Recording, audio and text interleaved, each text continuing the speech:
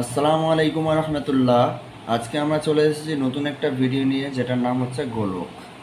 গোলক হচ্ছে ক্লাস 10-এর একটা খুব সহজ চ্যাপ্টার, যেটার সূত্রগুলো আমরা বুঝে নিয়ে এবার যদি মুখস্থ করে নিই, তাহলে আমাদের গোলক সম্পর্কিত অঙ্ক করতে আমাদের আর কোনো প্রবলেমই হবে না।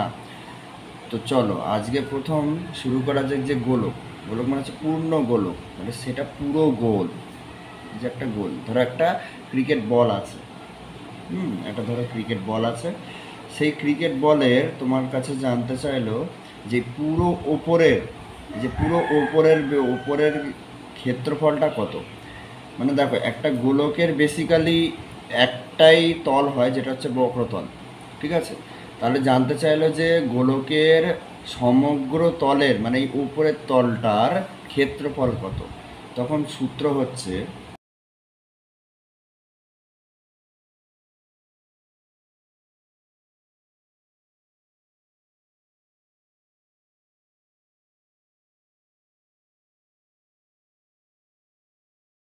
পূর্ণ গোলকের সমগ্র তলের ক্ষেত্রফল সমান সমান 4πr²।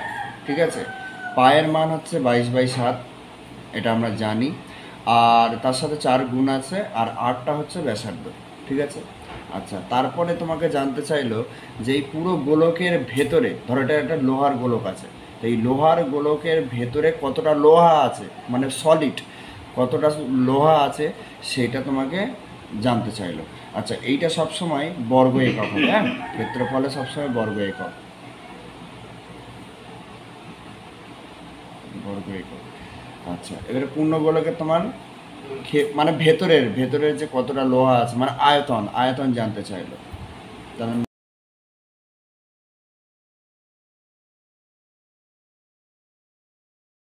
পূর্ণ গোলকের আয়তন সমান সমান সূত্র হচ্ছে, দেখো, 4/3 πr কিউব। এটা সবসময় কি হয়ে যাবে, ঘন একক।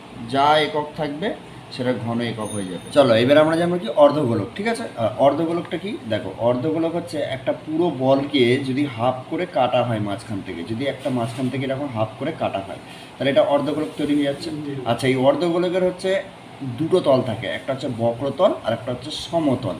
ঠিক আছে, এইবারে ধরো কোনো অর্ধগোলকের বক্রতলের ক্ষেত্রফল, মানে এই শুধু ওপরেরটা, নিচেরটা না, ধরো একটা বাটি বাটি তাহলে এর উপরের শুধু বাটি তো ভেতরে ফাঁকা হয়, তো এখানটায় কোনো তো সলিড থাকে না, সমতল থাকে না, তাহলে একটাই তল থাকে।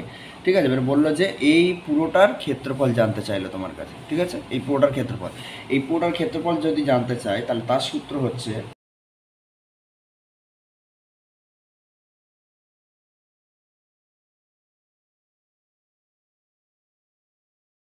অর্ধগোলকের বক্রতলের ক্ষেত্রফল 2πr²।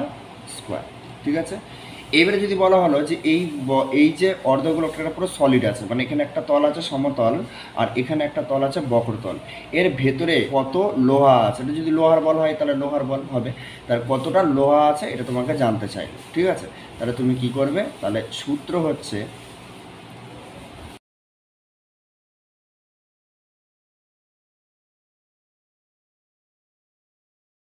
অর্ধগোলকের আয়তনের সূত্র যেটা হচ্ছে কিনা, যে 2/3 πr কিউব। এইবারে জানতে চাইলো যে উপরের এই ক্ষেত্রফলটা কত আর নিচের এই ক্ষেত্রফলটা কত, মানে সমগ্র তলের ক্ষেত্রফল। এটা শুধু বক্রতলে জানতে চেয়েছিল, এটা হচ্ছে সমগ্র তলের ক্ষেত্রফল জানতে।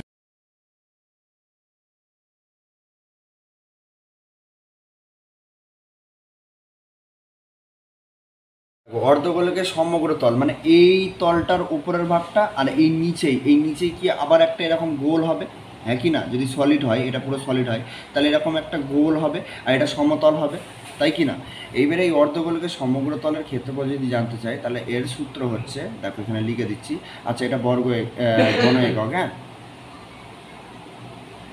জানতে চাই, তাহলে এটা যদি জানতে চাই তাহলে হবে যে 3πr²। ঠিক আছে, এই সূত্রগুলো যদি আশা করি তোমার মুখস্থ থাকে, তাহলে তুমি অঙ্ক দেখে বলে দেবে, অঙ্ক পড়ে বলে দেবে যে এটা কোন সূত্রের মধ্যে পড়েছে।